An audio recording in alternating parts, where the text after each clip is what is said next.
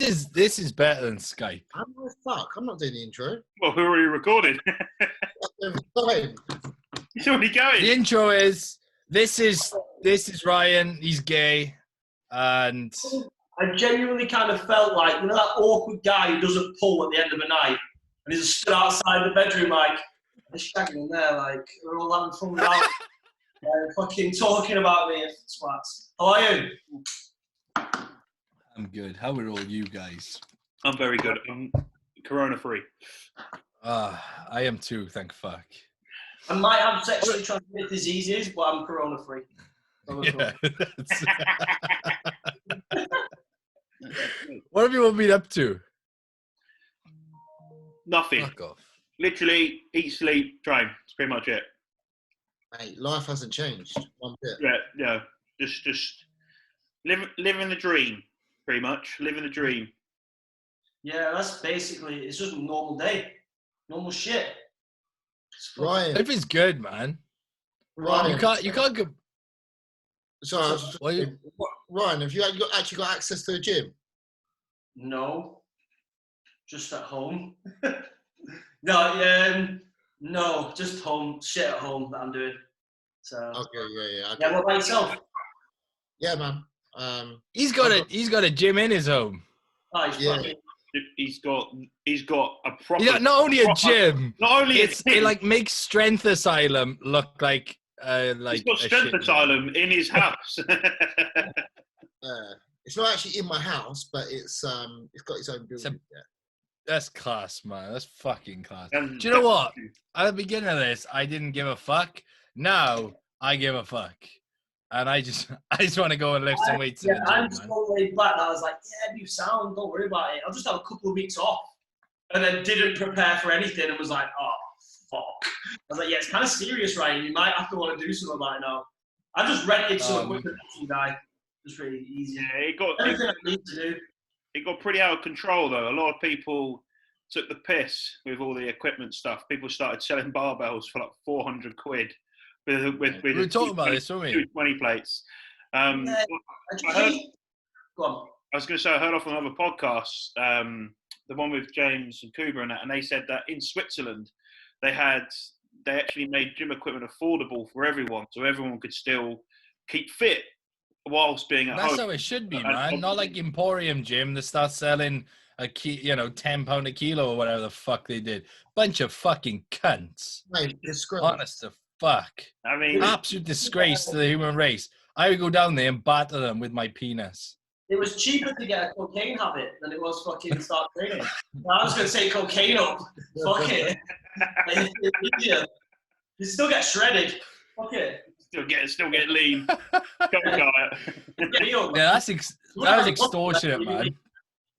It's fucking all this corona stuff going on. I'm trying to work out who's the biggest mess, who needs their barber the most, and I think I win. I think I need the barber the most. I mean, I'm due a trim. I do my own hair anyway, so.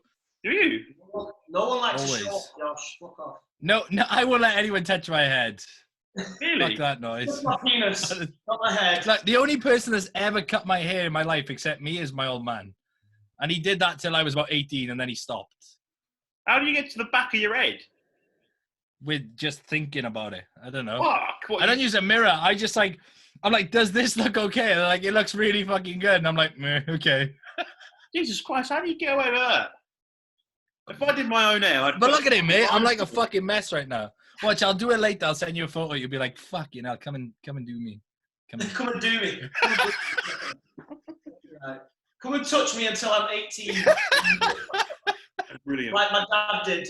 Sorry. But yeah, I agree. But I like the beard, man. I like the beard. You should keep the beard. Who, me? Fuck yeah. Yeah, Yeah. It's funny because I can almost guarantee, like, all of you are deep into off-season, yeah? Well, I'm not. Yeah. I don't know about Ryan. Ryan, you competed, like, what? Yeah, but I'm still fat. Yeah, I'm still fat. I know how you do your season, mate. I'll follow you.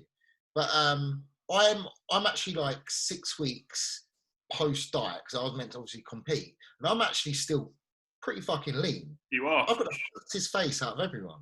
Oh, mate, like I always have the same thing, though. I can have abs, but a fat-ass fucking face. And then I grow a beard and I just look fat and homeless. Yeah. But when I'm lean, when I'm really lean, my face goes inside out. Yeah. Yeah. You can't win. There's like no balance. I think it's the test. Yeah, possibly. Possibly. I think this is like the slimmest my face has been for an off season. But then if I do grow a beard, I do look really fat. Like Josh pulls a beard off really well. You don't look fat with a beard. Yeah, it's just like a nice beard. But mine is like just makes me look like this really obese Santa looking motherfucker that isn't grey yet. Do you know what I mean? Thing is, my chin's here. You see, so I've got good. You got like a Thanos beard going on. You know what I mean? I've got this covering everything because I've got the famous like Gould double chin that runs in the family. Like anyone gets a little fat in my family, you get this big ass double chin. You know, your belly will look all right, but you're fucking sitting there with a turkey neck, and everyone's like, "Fucking look at Fatty McFuck over there." You know what I mean? And if you're getting fat on chicken and rice, it's just piss poor. Sitting there, like everyone's just enjoying her burgers, and you're getting a double chin of a chicken and rice. And it tickles fannies, doesn't it? So that's it. He loves it. Love the fanny tickler. How do you get that Thanos-looking motherfucking beard? Dedication, hard work, and steroids. You know what? I could grow a little bit of facial hair pre-steroids, and then it literally first probably like proper cycle of actually taking tests, like injectable tests. What was your first cycle? Well, the first cycle was just like 20 milligrams of Dianabol. Oh, was it? Right, it was stupid. But just struggled to get it down anyway. And I was like, oh, fucking hell. And then, like, the first proper cycle, just 250 milligrams of test. Yeah. Well, fucking hell, I went from being, like, no hair on my body to, like, fucking a bear.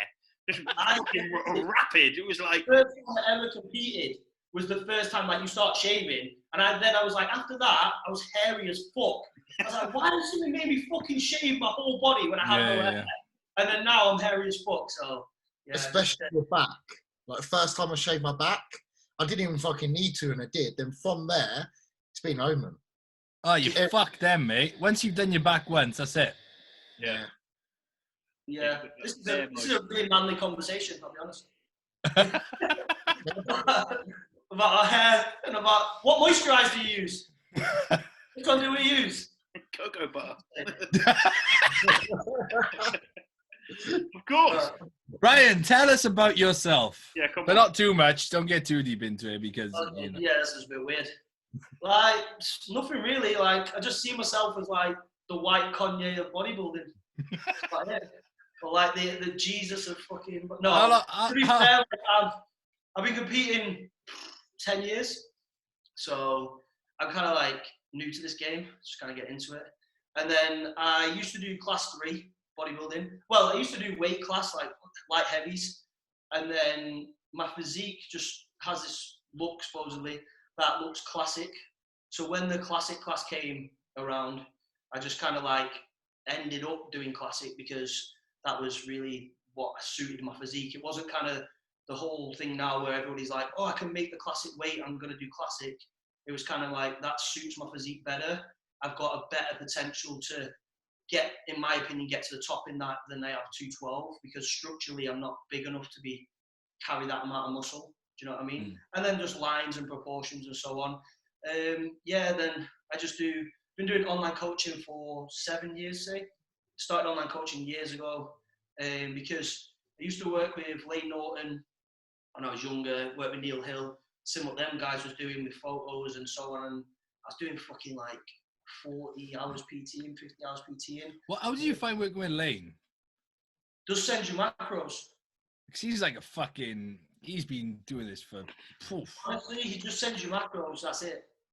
Like, it's nothing, I didn't really learn anything. Purely because, again, it wasn't chemicals, so like, I didn't really learn anything. I just learned how to organise a business and how to obviously set the business out and how he did things with check-ins, and because no one was really doing it back in like 2012. No one was really doing online coaching, and I kind of thought, fuck, like I was working PTing so much that it was like detrimental to my training. You'll probably have the same if you ever PT'd. You're 5-6 hour PT sessions in and you think, I don't want to fucking train. Like, I'm sick of this shit. Like, get me out of this gym. And everything grates on you about the process of what you're doing. So I was kind of thinking, I read a book called The 4-Hour Work Week or something like that. And basically it was like looking at life in different currencies. So being rich in time, money and energy. And I kind of thought, well, online coaching kind of lends itself to that, because you've got all the time in the world to do what you want. You've got money and you've got the energy as well to, like, as you're young, to do it. And then, yeah, so I started online coaching. I just did it for free. Help the lads in the gym build up a bit of credibility, like everybody does. And then I've just been doing that ever since, and had different businesses like supplement lines and clothing lines. But online coaching has always been what I've done for God knows how long now, like 7 years. And that's it, really. And then we are here today talking on a fucking podcast. Like, it's actually my first group podcast, my first gangbang podcast. I'm like a virgin to this. I've only ever done it with another person, so I'm excited. Yeah, that's fire, really. I remember following you a while ago. I think I must have been about 16, 17. Oh, really? Do you remember we used to have a Facebook group? It was run by Johnny Reed. What's it called? I fucking can't remember. Yeah, I remember there was a few, like, world competitive something, or there were a few different I don't know, but we used to, and that's how I got to know about you. And at that time, you were really trying to push, like, obviously your weight and everything like that, going by your food, like protocols and stuff. And I'm guessing at that time you're obviously competing in open bodybuilding. Now you're obviously aiming for classic. We've done classic, but that is your pro status aim is classic. Yeah. Where do you stand in terms of the weight class for amateurs? I weighed in at 174.3 and I got to be 175. So I'm bang on. Like, there was a time in Alicante when I was doing the Amateur Olympia and I had to go around the corner and take my boxers off to make the weight. It was like that close. So I struggled to make the weight, which in my head I'm like, okay, to make that weight right now is really hard. But when I get to the pros, I get an extra £10 if I get to the pros, or whatever you want to say. I get an extra £10 to play, like, so I can be 185, which is where really my physique is, where it looks perfect at. Well, we spoke about this earlier, didn't we? Yeah. It's like that £10 difference. Well, it's not even £10. I mean, you went from 185, where you looked fucking sick last year, down to 168. Yeah, because my idea was every time I did the classic class, it was the filling up process that was the tricky bit. It was like making the weight, but then trying to fill up too quickly and trying to use diuretics to take the water out and just fucking it up. And it was like, okay, we need to nail this. So what I thought was, well, me and James thought was, if we take it £5 below the cut-off and really fucking suffer, and we have time then to eat up into it and feed up into it. In hindsight, it's not good, because you just lose all what the body parts. For me, I'm not a big bodybuilder, I'm really small, but I have a small frame and decent proportions. If I lose my proportions in the sense of, like, muscle bellies, I just look shit. So it's kind of like, it's now just gauging that, like trying to make the weight and then also trying to fill back up. It's trying not to go past that point of no return. What I'm going to do is next time is not play it safe. I'm going to take the shows, as there's so many fucking shows, I'm going to take the shows as just trial something and trial another thing and trial another thing. And then hopefully by the end of it, you'll have a formula that works for when you actually need it in the pro shows, if that makes sense.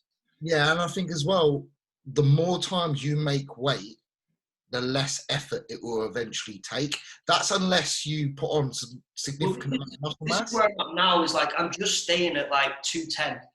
Like, I can push up, but I'm just staying at, and it's quite nice. It sounds stupid. Well, you guys might know, when you're deep into off season and you're pushing so fucking hard, like, you keep doing that year on year. For me, I'm like, fucking hell, like my standard of living drops, my mobility drops, and my training drops a little bit, and I'm like pushing quite a lot of drugs because I was thinking I need to go to 212. So now it's a fresh change for me to be able to kind of just like refine my physique, which is kind of nice, really.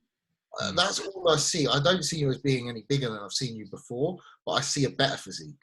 This is what the plan is. Because I can't add muscle, you know what I'm saying? Yeah, but at the same time, like, as you said, I'd like to see that what you've got now, the refined physique, just fuller. But it's just finding the formula. Yeah, that's the thing, is I think trialing a few different diuretic protocols that I didn't do last year at all, because James doesn't use diuretics. So for me, I'll try a few different ones just for my own knowledge on my own body, and just seeing what works. Really, it's the thing is with now. I'm trying to create a physique that has no weakness. So I want you to look at every pose and be like, he's got it. And like, yeah, that ideally being bigger would be better, but sometimes I think if you push your physique bigger too quickly, for me personally, you'll lose that. Do you know what I mean? You can lose that, like the proportion size. That X factor. Yeah, I just want to create my idea of a perfect physique. Not really doing what the judges want to do. I just want to create that for me. Do you know what I mean? I think that's what it's all about in the end, man. I think that's very important. Yeah. I don't agree with how the qualifying process for being like obviously pro status in the classic physique goes. And in a lot of classes, in a lot of ways, like the UK BFF had it wrong all along with a lot of women's divisions and even men's physique. No one talk about it, but it's true. In that almost to turn pro, you have to look a certain way. But then when you turn pro, it's madness. It's a different level, because if you already have a pro physique in the amateurs, you fucking get marked down for it. Well, me and Jamie Dorigo was on about this. Jamie's having to bring a different physique now, like even when he does pro shows, than he did as an amateur, because condition wins amateur shows, but fullness, condition, shape, structure, and everything else is pro level. But if you have that when you're an amateur, he's better conditioned. So, and it's like, it's not just condition. You know what I mean? It has to be everything across the board. And that's the problem. I've thought about this sometimes, though. It's like, sometimes I don't think it's worth sacrificing that extra 2% body fat because I think it can be detrimental to a physique. I've seen guys with shredded glutes who look better when the glutes aren't shredded. And they look better like as a physique, as a whole. I sent you a picture just before. We was on about this before. Yeah. And it was like, I had a great back, not a great back, but okay back. And then I had no back. And it's like, taking the 10 pounds off, I was leaner, but I didn't look any better. Do you know what I mean? You look worse. Yeah, all right, mate. Fucking no, I'm joking. I did. That's it, man. I think condition is important, obviously, but it shouldn't be that one factor that everyone has to chase. Like, fuck. Do you think it's the level of judging that don't understand that? Do you get what I'm saying? It's like as you get higher and higher, the judges will be better. So if you, of course. Yeah, definitely, man. I think in the amateur rank, some of the judges are shit. They don't know what the fuck they're looking for, and that's why you have some contests. Well, that's why you have some contests where the winner in class 2 is a completely different fucking criteria to the winner in class 2 that showed the week before. And then you're like, you got this lineup of all these guys that are completely fucking different. Which obviously everyone has their own physique, but there's not one criteria that they seem to follow. It always fucking changes. This makes Go on, sorry. Go on, Ryan. No, you go, right. This makes it really hard as well as you're prepping people, because even with females, like I've had to prep females for like the PCA. So I had a female doing the PCA British. She came in dry, hard, like what I thought was trained bikini, what my idea was. The girl who beat her, Erin, was a little bit drier and harder. And then I was like, fuck. And I was like, so what do you want for the world, which was like 2 weeks later? Oh, we want a softer look. So I brought her in softer, and she beat Erin the 2 weeks after in the Worlds. And I'm like, how does that work? You can't, 2 weeks before, be hard and dry, and Erin's the standard to win, and she's harder and drier than you. And then 2 weeks later, you're softer, and you beat her. Doesn't make it, because it's a different panel of judges. Yeah. It doesn't make any sense. It's so hard when you're trying to prep clients for this, because you're like, what the fuck do they want? So I just prep people.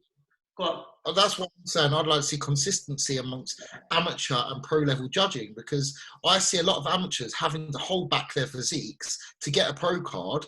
Now, because they've held back for so long, they need to spend 3-4 years just to be competitive in the pro division. Yeah. I see it in the NPC that Nick Walker, he hasn't got the prettiest physique. I get that structurally, but he's got a physique now that will place in pro shows, whereas Matt Diesel, who beat him, doesn't have a physique right now he could place in pro shows. But who won? Yeah, Matt Diesel. I don't disagree with the decision, but I'm saying, where's the consistency? That's the key word though, man. Consistency. You don't fucking see it anywhere, mate. You don't fucking see it. Like, I looked at the fucking British this year, the classic. There was like 12 million people. And the guy that won was like, he looked good for a guy, but he looked shit from a classic standpoint. You know? That's the thing as well. It's like the classic. I did a show in Alicante that was 36 in the class, right? And half of them was just small bodybuilders. It wasn't classic like physique guys. Like, you can name who classic physique guys are in the UK realistically, and it's a certain look for me. And it's like you either have that look or you don't. It's the same as men's physique. Like, you're either a men's physique guy or you're not a men's physique guy.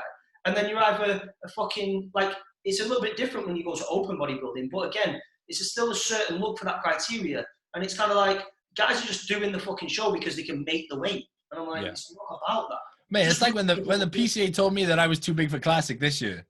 I did the same thing though. I did body power. How can you say that? How can you say that? Mate, I did body power, didn't I? And I was doing the classic class at PCA, and they pulled me off stage and was like, "You're too big for classic. You need to do class 3." 2 weeks later, I go and do the 2 bros and win the 2 bros classic. I'm like, and that's what I'm saying. And let's say you did win your pro card in classic then, even though you were too big for it. You step into the, let's say you win your pro card in classic to their criteria. Now all of a sudden you're not big enough to place in a. Yeah, it's like they want this progression thing. They don't want it's just fucked. It's like you're too good too early. Hold yourself back, and then Yeah, it's just. But what are your plans on competing and shit? Who are we saying? All of you. Yeah. Just to add, like, can we all agree in classic? There's probably, when guys step on stage, say if it's a big show like the British, you're probably having about 3 or 4 guys only, if that, who actually resemble a classic physique. This is what I'm saying. Yeah. Three or 4 is pushing it. Like, what does Owen minus 1? Yeah, but what does Owen Powell? Who does he need to suck off to get a pro card? Yeah. I'm good friends with Owen, and Owen is great. And if Owen nailed it, 100%. But it's him nailing it. That's the only problem. Do you know what I mean? You know him well enough to know, has he held himself back size-wise to fit in with the criteria of an amateur pro qualifier? No, I don't. No, I think he was pushing at one point to actually go out of classic. He was pushing. I just think he suits the class so much that he just. I can't really comment for Owen, but I think he suits the class that much that he'd be stupid to push any out of it. Do you get what I mean? Yeah, were you at the 2 bros in, was it Birmingham? No, it was at Rico Arena. Rico, yeah. Yeah, well, I was there, and he should have fucking won his pro card there in classic. It was ridiculous. Yeah, who won that? Yeah, I don't even know, and that's why I say it's ridiculous. But again, I think the only thing the guy beat him on was condition in the hamstrings and glutes. Yeah, but then as a whole package, classic shouldn't just be fucking condition. Like, who gives a fuck if your hamstrings are shredded if you look like a bag of fucking potatoes with lines in them? Do you know what I mean? Like a bag of seriously, man. It's like a melted ice cream, but you put some lines on it. Now it's a fucking winner. Nah, fuck that shit, man. I think they're getting away from the actual what the goal is, because if you look at the classic, like the guys years and years ago, the 80s, well, the 70s, 80s, they wasn't absolutely. It was only Rich Gaspari who brought out, fucking got his glutes out for the first time years ago. Do you get what I'm saying? So when that class is the same like when John beat me, John has incredible lines in his glutes. That doesn't mean overall you have better condition than somebody. Do you know what I mean? Just better condition. It's not all about condition. Fuck condition. Put condition aside. Structure. Fucking structure. Like, classic is about structure. It's not about your condition alone. Yeah. You know? That's why I probably presentation. Structure. That's probably why I'm not a pro yet, mate. I'm shit. Because you can't get straight in glutes. I just haven't got the structure, so I'm just not pro. Fuck it. Like, again though, like, emphasizing so much on pro cards and stuff, for me, it does matter. It's been a big fucking goal for me for years, but I don't define just bodybuilding on that. Even if it was no pro card, if there was no pro stage, I'd still fucking bodybuild every day because I just enjoy creating my physique. Do you know what I mean? 100%, mate.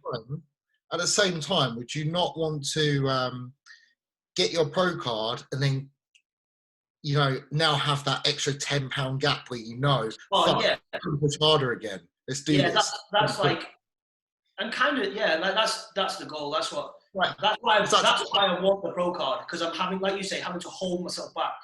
It's like letting you off the lead and enjoy bodybuilding again. Yeah, that's it. Yeah, because like now it's like I was saying before, it's let's hit glutes a few more times and let's just bring this little area up and it's kind of like.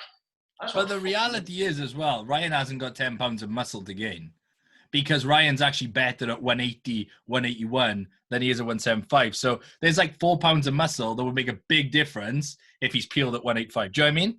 It's more the need of not needing to fucking suck himself down. Yeah, 100%. No, definitely. Yeah, it's just being able to combat that. I've been just being smarter with prep as well, rather than just like and just using the protocols before the shows and trying different. Like I did a carb load. I was a fucking idiot because I know I can be 185 pound or 183 pound, and that's my best look. I was like, fuck it, I'll weigh in and I'll fill up like fuck. Take some diuretics and I'll be dry and full. And I just fucking got it wrong. And there was a guy who beat me. He was fuck. He should have beat me on the day, but like in any other show, he should never have fucking beat me. And it's kind of like I didn't get my pro card because I fucked it up. You know when you have like a cheat meal and you just get like that film of water on you, and you've gone too far, and you're like shit. And I could feel it, but I thought I'd probably outpresent him, and I could probably outpose him, and my structure might take me through. But looking at the actual footage, I was like, fuck, he's just drier. He just has that. One of my favourite looks I've seen you wear, I think, did you win the Rhino's Classic? Sorry, go on. Was it Rhino's Classic? You won the overall bodybuilding comp. You did a bodybuilding open comp and you won the overall. I think it was Rhino's Classic. No. Can't remember now. I think that many shows. But it was what I can't remember. What year was it? Probably about 4 years ago. Yeah, everyone always asks me like about my competitive thing. I'm like, I don't fucking remember. It was probably Body Power that though, I think. Purple Trunks. No, it wasn't Body Power. I don't know, but it was one fucking show anyway. It was a great look, obviously. You, but and you weren't peeled. Yeah, this is the thing. It's like you've got to. I think there's just a balancing act between both. There's like if I get absolutely emaciated, detail's great, but I just lose my fullness. I'm not big enough. Do you know what I mean? Like I'm not muscle mass big enough to get absolutely inside out and still have that pop. You know that pop to your physique. Yeah, that's what I mean. I mean, you just with the fullness, you created more illusion dimensions. Yeah. Your quads were full as fuck. Your lats popped, and then your arms are full as well. And the combination made your waist look like nothing. Well, yeah, that's what the thing for me is like, just keeping my waist as small as I possibly can. Like, even though I have to push food, we was on about this. It's like just being smart with food choices, just to make sure because people always have these things like, oh, it's insulin, it's growth, but I take both. And the thing is like, and I have done for years, but the thing is like, I think it's the food choices and not pushing, you know, like forcing a physique. You know, you see people forcing it and they want to put on 20 pounds of muscle in a year and they want to put on fucking and keep, we all do, but I guess in hindsight for me, like maybe, since my rebound, the British have put on 25 pounds of steak meat. Yeah, but initially to do that's great, but I see like guys at the top who are like on a brink of being like, I need more muscle, I need more muscle, I need more muscle. And it's great adding an inch to your arm, but if you add 2 inches to your waist, then it's kind of fucked. It doesn't really show. I'm pretty like, everything's still very novel to me because I'm 23. So I can kind of get away with this phase and it's right now you'll be fine. That's what I mean. But as time goes on, like for other people I see who are pushing so hard to turn pro, they're like more mass. And I think not always just more mass, just better physique. Do you know what I think some people though, they waist on that. I don't think my waist will ever blow out, or yours. Maybe. I think it's. I don't think it's possible. That's one thing I worry about. But then you worry about it. I don't know why I worry about it, because I've got a good. Why are you worried about it? You shouldn't worry about it. I don't know why. I don't know why. It's one thing I always like. I saw you got a waist trainer because I thought you got a waist trainer. You got a waist trainer, didn't you? To stop it from happening. No, I did. I listened to a podcast with Ben. I can't say his last name. Mikulski. Yeah, right. Yeah, thank you. Pac-Man. Yeah, and he was like, yeah, you know, I shrunk my waist trainer. Yeah, shrunk my waist. He's like, I didn't use a fucking waist trainer. I was like, for fuck's sake, screw it. But a lot of things he said was like controlling his abs and being able to breathe them in and stuff. And that's a lot of stuff that I have done that you've told me to do, etc. So I've never. I mean, my waist is. I mean, you can even look at my pictures. There's enough, going up while. You got a small waist, man. Yeah, my waist has always been small, and I've always had a small waist ever since I was little. I've always had one, and my mum was saying to me, even until I was like 20, like, oh, I wish I had a waist like yours. Oh, fucking, I probably got it from you. You just eat too much cheese. You know what I mean? Sorry, Mum. Yeah, I honestly don't think if you genetically have one of those fucking small waists that it will blow out. Personally. No. Name a physique that had a really small waist that then ended up with a big stomach. Name one. Dan will know one. I will probably. Trying to think who started out. Well, you don't know if they've genetically got a small waist or not, because generally, my theory is, obviously it's multifactorial with what blows the waist, but I think once you get past your genetic potential of muscle that you can build, and then you start pushing things, i.e. food, drugs, insulin, beyond that, that's when the systemic growth starts to happen. And I think like a prime example of that was Fuad.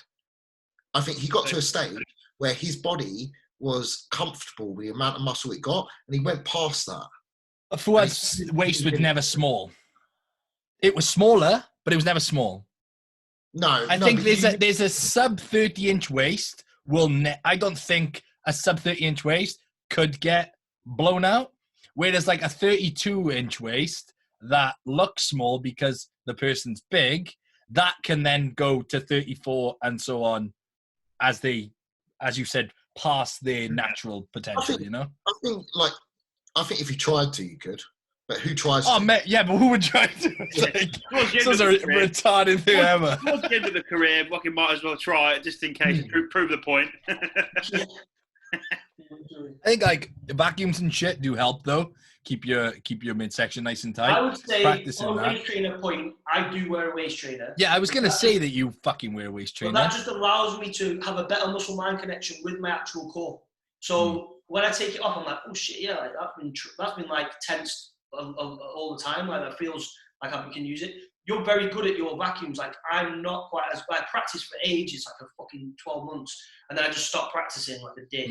But then like now, once I carry on doing it, I just wear a waist trainer because it's all for me. It's just little percentages, and I think it might do something. It might not do fucking nothing, but I'm gonna try. Do you know what I mean? Yeah. So, it's like something I've figured out now is what I can do, which I didn't know I could do before. Is not just pull a vacuum, but I suck in, pull a vacuum, and I can actually force my abdominal muscle back. Yeah, I can actually pull it backwards, so it like goes up and then just goes fucking really deep. And it's really weird. It feels weird as fuck. It's just like doing a vacuum when you're already vacuuming. About that. I was like, it goes fucking over it, but real deep. And I'm like, okay, we're not talking about vacuums anymore. Fuck that. But the thing is with a waist trainer is that they don't work. Waist trainers don't work, but they do if you do. Hold on. You can't wear a waist trainer and let your gut overhang it. No. It's all about the waist trainer is there. Exactly, man. It's like people that wear a belt for that reason. And then you just see this big fucking bulge over the top of it, and you're like, defeats the purpose. It's literally there to remind you to keep your abs tight. Exactly that. Not slouch. That's all it is. Like I've started wearing one now for most of the day, and I even wear one when I eat because when I eat, when my stomach gets stretched. So when I'm here, I'm upright and I'm tight. when I eat. And that's the time of day when I'm most likely to cause distension. I do think that maybe when you get to a certain age, it can have a more detrimental effect. I think at the moment that we're still young, I'm not sure if the effect will be as bad. But I think once you reach and I heard Fuad talking about this, that when he got past a certain age, that like he'd eat food, like too much food, like he can't binge anymore because it would fuck his fucking midsection up big time. Whereas before it'd be like, oh, I've got a food baby, and now it's gone. Do you know what I mean? Yeah. So I think as you grow older, it's something to take more into account. But now that you're young, I don't think it's that important. Yeah. For me, I've noticed that my core has got thicker. But in this time, so in the last 4 years, going back through pictures and progress pictures, I put on 60 pounds of lean muscle. I went from 180 fat to 250 in better condition. So in that time, something has to fucking grow around your waist. Because what you do to get to that stage, i.e., I'm a heavy fucking deadlifter. Yeah, I think that's something that is definitely to take into account, though. Like the poundages you lift, your core has to grow, because who the fuck pulls 8 plates consistently and then without a strong fucking core, but a strong core that needs to grow to keep up with that load. You know what I mean? Yeah. Like that's like any muscle, though. Like your obliques are going to grow to keep up with that. The thing is you were going to need to lift them poundages to be at that level of bodybuilding. If you need to be a super heavyweight bodybuilder, like say that Dan does, like then you're going to have to do the shit that super heavyweight. For me, I can probably get away with fucking deadlifting, or not even deadlifting as such, but like I could probably get away with that now, in a sense. It's obviously down to your physique goals, isn't it? So you might have, like you say, you might thicken your core up a little bit, but you fucking added 60 pounds of muscle, so it's going to still look probably the same size. Yeah, 100%. But I think also as well, it comes down to how strong you are genetically. Like, Dan, you can just deadlift. You're just a fucking awesome deadlifter. No, that's not very true. Not true at all. Really? See, my theory on it is why the core grows. So in conjunction with pushing your food up to make sure you're in a heavy surplus whilst you're progressing lifts, it's not so much like you step in the gym and you can already pull 4 plates off the floor. Of course.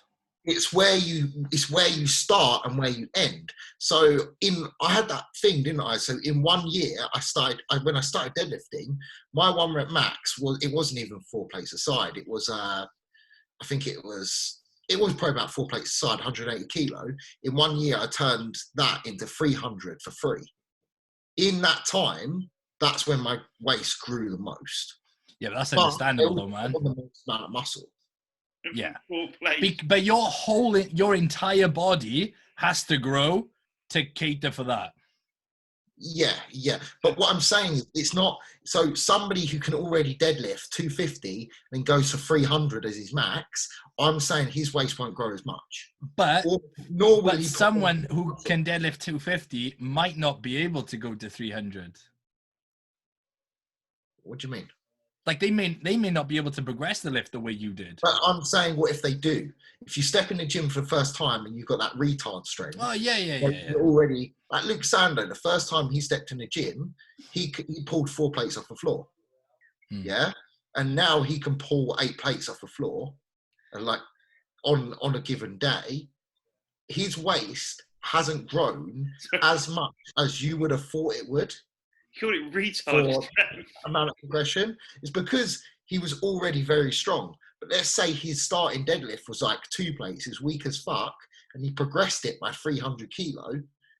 The progression is more, so you're going to gain more muscle, and the systemic growth of your core is going to be more. That makes sense. But then you have to go, right, so how big was Luke Sando's waist when he started, and how big is it now? Yeah. So sure. It's like, it doesn't look like it's big because he's got a fucking incredible physique. However, it could be 38 inches, but he's just got fucking 9 million inch fucking back, you know? It's like the illusion. And a 12-inch cock. And everything else. 12-inch. Brother, like him. Shit. Yeah, so Sorry, have you seen that bodybuilder, that black bodybuilder? I think Fuad. Yes. Fuad, Guy's got an absolute Corey on him. I actually came across him on Instagram the other day, and it only just clicked. It was him, mate. He had the biggest mandingo going. I was at a Muscle Mania show, and we was like watching the show, and Jamie was doing it in Vegas. It was years ago, and he fucking Ulysses. You know Ulysses? yes. He came out on stage, and I was like, me and James was like, fuck. And I was like, yeah, fuck. And I was like, you know what I'm thinking? And we tapped our birds and was like, fuck. And they went, fuck. And his dick, wasn't even his physique. His dick was just, he was like doing a side pose, and his dick was just touching the floor. And I was like, I'm at a show, but I'm not even looking at his physique. He's just looking at his dick. I was like, what the fuck? Well, my missus at the time was like, oh, fuck. I was like, shut the fuck up. Surely that distracts from the physique more than anything else. Like, if I was a judge, what's that guy's name on Instagram? He's a black bodybuilder. I wouldn't know how to judge. Obviously he's black. No. But he's bald. He's like bald, isn't he? He's a pro, isn't he? Like every black lad in the world. He's a pro, he's bald, he's got big dick. you know and he shagged your missus. No, but yeah. Or a like grapefruit. Dan said, surely that's just distracting. Oh, mate, if I was judging, I'd be like, you win. You win. I'm impressed. It's that big. Do we still do a symmetry round or not? Because I don't know how we'd fare. Well, measure the length and girth of it and just see. Jesus. How we got talking about dicks? Yeah, what happened there? We got from Luke Sandow to dick. But we're just talking about men in underwear anyway. Like, why is that strange? Do you ever feel like that at a bodybuilding show? Like, this is pretty gay. Like with them, like we are manly as fuck in the sense of like big ass beards. Josh, not me. But big ass beards, fucking deadlifting 300 kilo, shagging worldies, and then we watch other men tanned up in pants. Like, and we help tan them up. Yeah. You feel like, oh, bro, you good? Yeah. Oh. And then we just tell each other how amazing we all look. You're so good. Oh my God, you look incredible. Like, would you like to gargle my balls? But I don't know if at a show you've ever gone with Protan. I've never felt so comfortable with my knob out in front of a fan next to 5 other guys. Mate, I'll tell you, I went to the JP Classic, all right? And I get there, and I just, like, stripped off, and I'm, like, bollock naked. And then everyone else is, like, turned around, and I'm like, oh, am I not supposed? And the one was like, you need to put a sock on. And I'm like, you can just on his feet. Just put it on his foot. Yeah, just put it on my toe. Just. Oh yeah, you don't want to get my feet tan. I'm enjoying this. And isn't it really weird, like the small talk that the women do? You know, and they're like down at the bottom of your thing, like tanning you, like, oh, so how you feeling? Like, keep pushing my dick like that. I feel a lot better. Fucking hell. Fucking mate, they tell you to stretch out one leg so you can do your adductors. They just move to the side. Fucking hell, man. Mate, honestly, this sport is fucked up to no end. It is very shit. Like, that's why it's always like, you do the most manliest shit to get there, and on the show day, like, yeah, I've shaved my whole body, I've got tanned up, and then I'm glazed, and I'm going to dance around on stage. Practically a stripper. Literally, and if you're like me, you literally dance on stage and actually look like a stripper. Like with fucking dollar bills in your fucking thing. We don't use dollar bills. I'm like, ooh. These sexy songs. Better than you being on a fucking cliff edge about to jump. It's always the weekend, isn't it? When the weekend comes on as the... Yes, I only call you when... Like, we've only heard this 17 times before today. Then you got someone like Kai Green that comes on then with all his fucking, all his fucking gear and stuff, fully leathered up, about like he's gonna just dominate someone. Like, you come on stage, let me tie you up and see what happens. Do you like grapefruit? Because the grapefruit likes me. Never thought anything like that. You're just like, oh yes, he's got a massive whip and look at the size of his dong. It's like a bodybuilder with gloves on. It's a full-on gimp suit. Legit. Oh, mate. Mate, if you look like a gorilla though, and you didn't give a fuck clearly because you fucked a grapefruit, pull it off. Does what he fucking wants. Literally, absolute legend. Yeah. Take my hat off to him. What do you think? Best Kai Green, best Phil Heath, who wins? Phil wins. But Kai's impressive as fuck. Do you think it's politics that he never won the Olympia though? Yes. No. I think there was one occasion, I can't remember the year because I don't really follow bodybuilding shows. You're thinking 2012. Probably. Yeah. When Kai was fucking on and Phil was slightly off. Yeah, Phil shit himself, didn't he? He wasn't off. Slightly. Tan was off, that's all. Same thing. Hey, your tan's off, your physique's off. Physique's off. Tan's as important as your fucking physique, man. You fuck your tan up, you fuck your physique up. Yeah, Part of the true. process. What year do you think Phil looked his best? I don't know.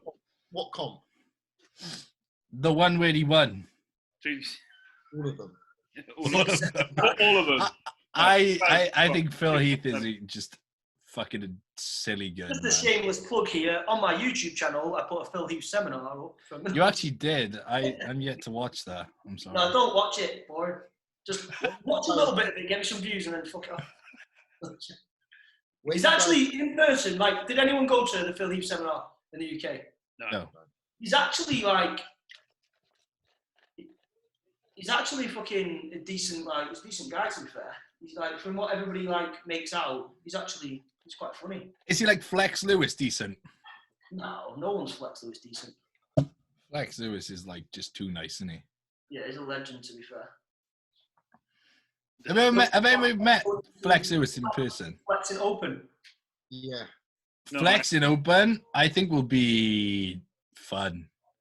I don't know how he'll fare because he's short as fuck, but then I reckon he beat Bonac. Yeah, for sure. And Bonac places, so I personally got Flex over Bonac, especially if Flex can be a bit bigger, a bit better. So he could fare. That Olympia lineup, especially last year, was a short man show anyway. Brandon Curry's not tall. Only 2 years ago, he was thinking of dropping down to 212s when he was placing last in Olympia. But how tall is Brandon Curry though? He ain't tall. That's why he was going to drop down 212s. But how is not tall? Like 5'7"? Yeah. 5'8", 5'7". But like Flexer is like 5'4", 5 sort of shit like that. No, he's 5'5". 5'5". Shorter than me, so he's really short because I'm short. But then you've got obviously William, you've got Haddy, you've got Dexter, all short guys. Haddy or Flex? Well, we don't know, mate. Flex was off in that. From personal, but this is a personal. Flex. I prefer Flex. Yes. Oh man. I think that's the argument of muscle mass and structure. That's it, 100%. But Haddy's structure is very good, mind. Yeah, it's good. It just don't. There's something. But he doesn't flow like Flex's physique just fucking flows, man. It's like, ooh, you know. It's like like the weekend. Yeah.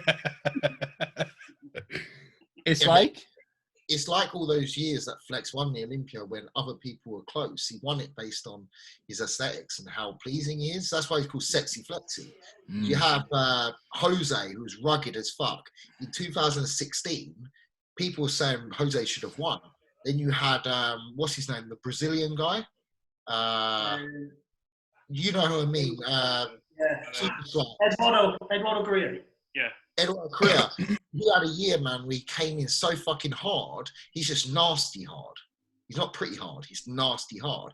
People had him, but again, Flex is just pretty. His condition, and it's not to say Flex is never in condition. He's always in condition, but his condition looks different.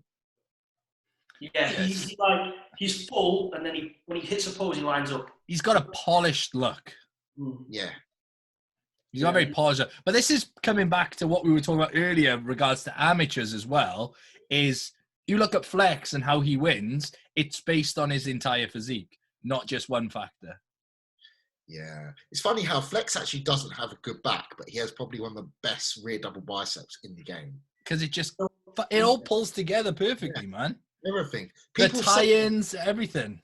I don't know how people compare physiques. They go, well, so-and-so's got bigger legs, but so-and-so's got bigger arms. Mm-hmm. No, not at all, because if that was the case, Sean Roden would be the shittest bodybuilder of all time. He hasn't got a body part to his name, apart from his legs. I have this argument all the time, though. There's gym bodybuilders and then stage bodybuilders. Yeah. Like how it comes together. Yeah, some of my mates, like, they miles bigger than me, like, but they never win a show. Stripped down. You're like, oh. Okay. And it's not just stripped down. It's hit a pose. Yeah. It's just pose with me, and see what happens. Do you know what I mean? It's like I may look small, but watch this come to life. On stage. Mate, I outweigh you by probably very much. I couldn't stand next to you. Very. You're too fucking pretty and good at this. You're okay. You're pretty good. It's all right. Bang average, bro. Bang average. You're fucking average. I could not stand next to you. This is the same thing, though. That's what carries me, though. Yeah, I'm the same. Like, people look at me and be like, fucking, like in a top, they'll be like, fucking hell, I don't know what all the hype's about. And then I've been against guys who, like, you might not remember a guy called Alex Bernard. Is it Alex Bernard? Is that the guy Body Power? Yeah. And then I'm like, I looked at him backstage, he was with Ronnie Raquel, and I was like, fuck, that's so big. And no chance. Front double, I beat him. Side chest, I beat him. Like, I'm like, because proportionate-wise, it just looks better. Because his waist was all fucked, and he had massive arms, but he didn't have anything else. But obviously, backstage, you can't see that. But hit a pose, different. Your side chest is fucking nuts. Your hamstring, how it hangs, then with a full arm when you're full, and your waist is just, where is it? Like, my arms aren't actually big, they're like 18.5 inch, but in the sense of like, it looks, because my waist is like 27, it looks crazy. Your arms are 18.5 because they're skinny this way. But from the side, if you see Ryan in person and you see him from the side, his arms look massive, okay? If you see him from the front, his arms look shit. Literally. It's crazy. It's crazy. Because he said to me, my arms are shit. And I'm looking at the cunt in the gym and going, fuck you. Like, my arms are shit. Your arms are big. But then you look at it from the front, you go, I know what you mean. But all you need is arm here and by your side. You never flex this way. So it doesn't fucking matter anyway. This is what I've come to turn on. Like, looking at my arms, I'm like, front double. Like, are my arms in proportion and my bicep the same as my tricep? Does it look good to my lat? Does it look good to my waist? And then I'm like, okay, cool. Because I was like, I sometimes do fall into the category of like, fuck, I just want massive arms just to look good. Do you know what I mean? But then when you break it down to like, why are you bodybuilding? You're not doing it to fucking look good in a t-shirt, really, are you? We do, but in a sense of like, you're not training for t-shirt. The problem is though, when you're a stage bodybuilder and not a gym bodybuilder, you do feel shit more off stage than you do when you're like in your trunks. Do you know what I mean? Yeah. Like I've walked around the gym and I felt like this, like so small, and I'm like, I'm the best fucking bodybuilder in this motherfucking gym. I feel like shit. The worst is you'll see someone in Tesco's and they'll be like, fuck, you've lost weight. And you're like, Karen, do not make me take all these fucking clothes off in the frozen aisle. Right? I will do that. And you're like, fucking suck it. Yeah, I understand that. I just look fucking fat in clothes. When I'm in clothes, I just look fat. So nah, you're a fucking I have to strip down, and people are like, oh, he's actually pretty good condition. Yeah, that's it. I just walk around with nipple tassels on all the time, just in case. But how tall are you, Dan? Huh? How tall are you? 5'10"? 5'10" and a half, mate. 5'10", fuck, you know, half an inch counts. Everything. That's what my missus says. Yeah. But no, 5'10" and a half, and you're 200 and how much on stage? I don't think we can say how heavy I am on stage because. All right, your heaviest weight this prep before you called it a day. 235. 235, and you were pretty much ready. So to put it in perspective, I was on stage at the British at 202 pounds. Yeah. Okay. I was in better condition for the Worlds at 235 pounds than I was at 205 pounds. Yeah, but you looked like a different person. You looked like boy and man. Well, that's why I've said like the rebound. I'm fucking glad I competed last year because the rebound was fucking crazy. Mm-hmm. And but it was like boy to man, man. You actually, your physique went from looking like a junior competitor at the British, which you did, to now being, in my opinion, you could get on an open stage. You know what I mean? Well, we don't know when I'm fully down to body weight, down to like good very big condition. But we kind of had a thing what I would get on stage at this year, and you guys said 220, and I would probably agree with you now because I said I think about 215, 210. I'd probably agree with you now. You're probably right because I was nearly ready at 235. I reckon 225. My glutes were in at 235. Yeah, your glutes are in now, you fucking cunt. No, I can't get my glutes in when I'm 180. It's starting to get soft. My last check-in, I was 242. You could kind of see them. This motherfucker, I'm starting to get soft. Here's me rolling around the house eating all the cheese, and this cunt's like, I'm going soft. And he looks like he's made of granite.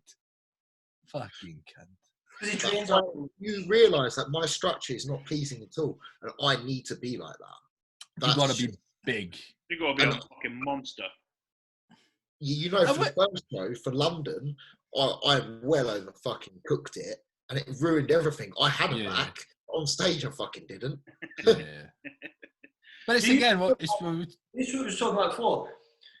Do you feel as a bodybuilder like we always just think push, more's better, more condition? If we just relaxed a little bit, like, because I'm actually trialing something now of like not really changing my food, just increasing cardio slightly by like 5 minutes every week, like 10 minutes every day, 15, and then actually just changing my drugs to see how my physique looks, because I don't need to be putting on 10 pound of muscle. I just thought it'd be fun to try it while we're in fucking quarantine. But anyway, do you think because we keep pushing so hard all the time and we think more's better, that it's actually detrimental to our physiques? For myself, that is 100% my problem. I think that applies to all of us here personally, because I think we all have that work ethic where it's like, I'm gonna fucking do that. You're doing 3 hours of cardio, I'm doing 4. But Josh, you don't need to do 4. I don't care. I'm gonna do it. Before though, didn't I? I said like I was messaging James. I just won the qualifier and I had 4 weeks and I was ready. I was like, yeah, I'm gonna turn it up. I'll do 3 hours cardio, 0 carbs, 0 fats. Let's go. And he's like, yeah, go on then. And I was like, yeah, I'll fucking do more. And I was like, it got to a point where I was like, look, shit. Yeah. And I was like, what the fuck am I doing? Because more's not always better. No, 100%, man. You, Josh. Apart from strippers, that's always me. And cocaine. What was you going to say? Josh, you had 2 pictures you showed us earlier. Yes. One from England and one from the universe. Mate, I'll show you one. Yeah. Get your dick on. Sorry. Get your dick out. Get your dick out, son. Risky. Give the people what they want. Penis. Can you see this? Yes. Yeah, keep it there so it goes into focus. Focus. Yeah, I don't think people are going to. Oh, it's not going to go. Oh, it's not. It's not going to go, Josh. No? You can sort of see it there, though. Well, basically, there's fucking a month between those, and I went from looking absolutely, in my opinion, incredible, where I would have won the universe, to shit. Weathered. Just nothing there, man. Weathered. Mate, I've got some of the best legs that I've ever seen. I'll say this. They went to nothing. My legs, which are my best body part, were actually dying. Do you think sometimes that when you diet down, sometimes you need to diet down past where you should go to, then fill up a little bit? I think for me, about 2 weeks later. Realistically, what you should do is you don't need to keep doing the things that you did to get the body fat off. Yes. Like once your body fat's off, you don't need to keep doing the 3 hours cardio, 2 hours cardio, the fucking low food. The fat's off. So But almost it was like some diet fatigue and then just maintain at that. And you'll get what, just from doing it, just from dieting. yeah. It's like, we get to a 100%. point where I'm like, shut the fuck up a second, Josh, let me talk. I get to a point where you're like, fucking, like 2 hours cardio, like 0 carbs, and then you're ready and you just keep doing that. You're going to just look worse. This just doesn't make any sense. What we did is, leading up to the universe, we actually did push food a bit more, and it was making me look better. I was just getting better and better and better. I got to a point where I looked honestly, I looked incredible. My legs were a little bit smaller than they should have been because I'd been doing so much cardio, in my opinion. I think it was this. But then we got to a point where I was eating like, I think I was on like 600 or 700 grams of carbs. And then it was like, drop your food to come in for the show. And it had that maintained, as opposed to then the typical, you have to drop your food to come into a show to be. Right, okay. So for example, like if you are, let's just take ballpoint numbers, 190 pounds, yeah? Yeah. And then you're eating 600 gram carbs and you're staying 189, 190 pounds, and you drop your cardio down to 30 minutes a day, 20 minutes a day, and you're staying at 190 pounds. You just stay at that. Like, why the fuck would you need to drop your food down? Like, I don't get it, because you're like... Yeah, 100%, man. I mean, it makes no sense at all. No, well, I think what people do is like, low food, high cardio, like higher drugs, we're going to be more peeled. It doesn't make sense. It just looks shit. You think that's where having someone else accountable is just so key. But it's like, for me, it's having someone else accountable that's key, but it's also maybe not pushing when you need to, and that person telling you you don't need to, as opposed to telling you need to. Fair enough. But then, it's like it's fucking teamwork at the end of the day, man. It takes two to tango, but it does get to a point in prep where you're fucked. All you want to do is listen to what you're being told to do, and you fucking do it. I think it's just being smarter with your choices, and hopefully having a clearer head. And it comes with experience. Once you've been competing now I've been competing that long, I can be a little bit, I'm never relaxed on prep, but I don't, like I say, there's that many shows. If I'm off one show, I'm off one show. But I'd rather keep my physique than be like, I've got to fucking, like you see people like, they're not quite ready and they crash diet. Fuck that off.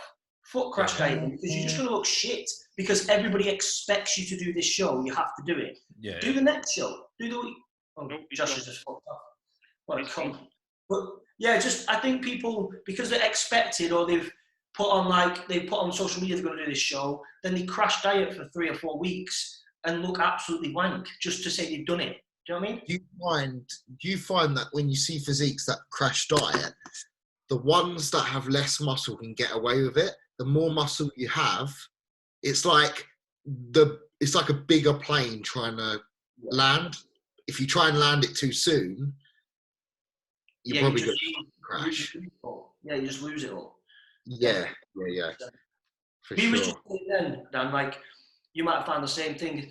Doing the things that you've done to diet down to get to the actual condition that you need to be, like, why, like, what's your opinion? I say, if you're eating 600 grams of carbs and you've dropped your cardio to 20 minutes cardio, but you stay in the same body fat and the same condition, then why change that? Do you know what I mean? Where you see people then being like, oh, the show's only 4 weeks out, we're going to have to drop it even further and drop it even further. Do you know what I mean? Like, I would rather, knowing that if I keep doing what I'm doing now and stay steady, knowing I'm going to have a better physique, I won't do that show in 4 weeks. Exactly. I'd rather wait another couple of weeks or a few weeks after to be my best. At the end of the day, what show, unless you're trying to do a pro show and you've got a contract or something like that to adhere to, what's your point of competing?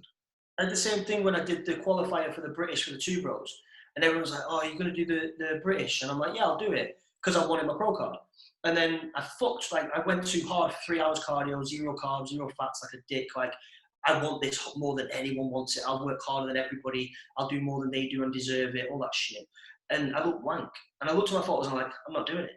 And like, why? And I'm like, because I'm not going to look any better than I did my previous show. I don't want to just go and present a shit physique and people will be like, every time I step on stage, I want to be better. I don't want to just present a shitter version of myself. Yeah. But what you say about more is more. I had a revelation in the last few weeks. This whole lockdown thing. Me and my mate, we were training together. He's actually one of the panelists on the podcast, but he's not here today.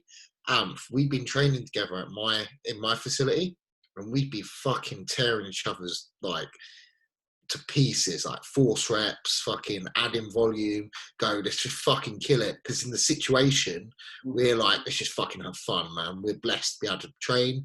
Let's just fuck our training plan, add volume, set after set, short rest periods, force reps, negatives on a fucking leg press, if that even makes fucking sense. And I'm wondering why my legs look so fucking shit. And Jordan's like, what are you doing? What are you doing? There's something you're doing. And I said, and he said, okay, first of all, you're a twat. And then he got my volume back to where it was, the programming. And then all of a sudden now, 2 weeks later, my legs are the biggest they've ever been. More is not fucking more. I think. Oh, sorry, I'm just going to jump in then. You talk, Ryan. We've left you, Josh. You're fucking gone, mate. Hey, without me, there's no party. You know it. You love it. Mate, don't be asking to suck me off later, son.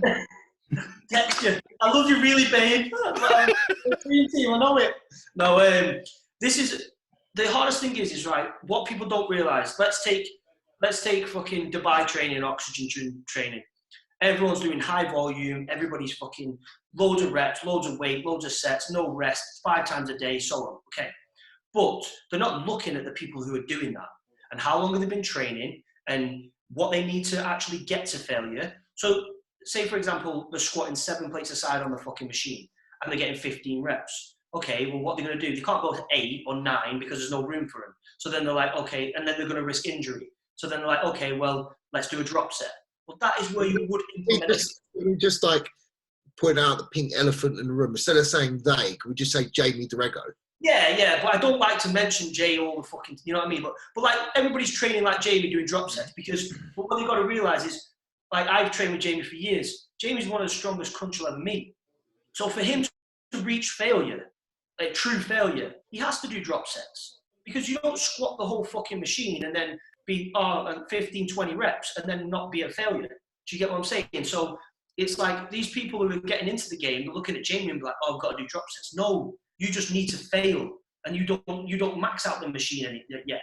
So you just you need to hit true failure. Do you know what I mean? Or like your too many people who try and apply all these intensification principles, rest pause, drop sets, giant sets. They haven't yet mastered the straight set. No, but they don't understand the reason behind them anyway. They just do it because they think it's the way to do it. Or they look at say Jamie. They look at Jamie's physique and how much he's progressed and so on. But what people don't realise, he's probably the most diligent bodybuilder I've ever met. Like he literally is the most diligent one, and so they don't see all that. They just see a training session and think that's how he did it. No, like it's just he didn't always train like that. He just trains like that now. So they're like, I want to be like Jamie. I'm going to do that. Do you know what I mean? And it just doesn't work. They need to be educated on why they're doing things, not just. You got to know the background behind what he's done to be able to cope with that volume and recover from it, and his lifestyle. Yeah, everything. How he recover. Yeah, his recovery capabilities as well. Do you know what I mean? I bet he has no fucking stress. I bet he's sleeping all day.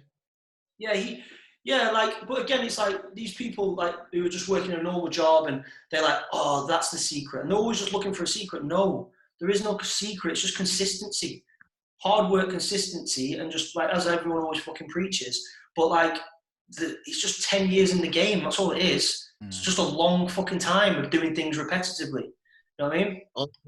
After 10 years in the game, fucking a straight set becomes a bit of a the same stimulus. Yeah. You know, and another thing to take into account as well, I think, is like, when it comes to volume training, it's like if you feel that getting too strong is going to affect, like you said, we were talking earlier, your midsection or something, you have to do something else. You have to implement other techniques to avoid that. Like, imagine if you had to pull over 300k for reps. Yeah, but Look at Rob Taylor. He has arthritis in his shoulder now from years and years of hard training. So now he's so fucking strong that he needs to adapt his training to then obviously deal with the stress of heavy load. So he can't just keep pressing heavy because he's going to never be fucking where he's never going to reach his potential. Do you know what I mean? Yeah. But the point of that is the people we're picking out that are now at that stage are very, very advanced. I see too many people at a young age who almost know too much. Yeah. They haven't got to that stage yet, and they're wondering why they skip the basics. Yeah. Never skip the fucking basics, you bunch of cunts. Exactly, Fuck me.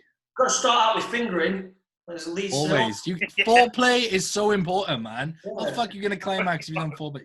You can't be just go straight in for the and then they wonder why they miss it cheating on with someone else who's got double dick.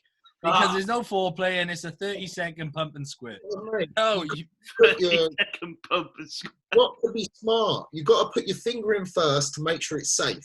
Yeah, exactly. It's a process. If she has a wide set vagina, you think, shit, what am I going to do now? Because I'm going to have to be really good at fingering it because my dick's not going to do nothing. or fisting if it's an extreme case. That's when you suggest that she puts a blindfold in and you put a cucumber up there instead. Yes. Or you just turn her into a puppet. Yeah. Or a bowling ball. Do the falcon. Yes. Yeah. No, but on a serious though, I do see a lot of people overlooking the fucking basics, right? I have some clients who are like, oh, I can't go to the gym, I can't go. I'm like, you are not a pro body. All you need is a barbell and to fucking do the basic shit and you can progress, you stupid fucking bastards. Like, basic shit fucking works. Like you say, like, I think, obviously, these people are following the advanced people with having bands on and adding tension to a leg press and adding tension to a deadlift at the top portion and all that.